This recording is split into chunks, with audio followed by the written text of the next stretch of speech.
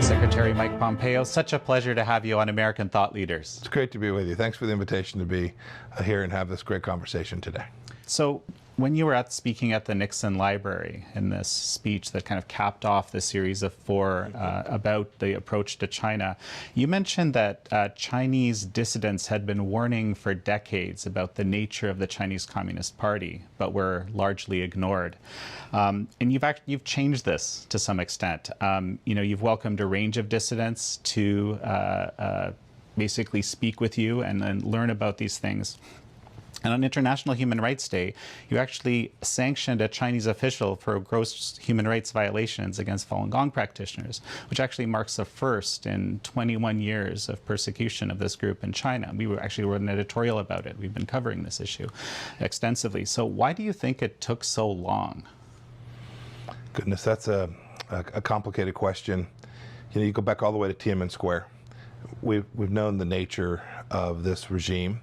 And frankly, freedom-loving people across the world have known the nature of authoritarian regimes throughout history, and yet we ignored it. We ignored it in part because we had a foreign policy establishment that believed deeply that if we traded enough stuff with them, if we engaged with them, that somehow the Chinese Communist Party would engage, at least externally in the world, on a fair and reciprocal basis. And that was patently false all the way through, and yet the resistance from lots of quarters was enormous for a host of reasons, some of them economic, some of them just truly people who thought they could get to a better place. It's clearly not true. President Trump recognized that when he began his campaign, and then when he took office. We've now changed fundamentally how I think the West looks at China, not just the United States. Even when you look at Europe and Australia and Southeast Asia, they know too.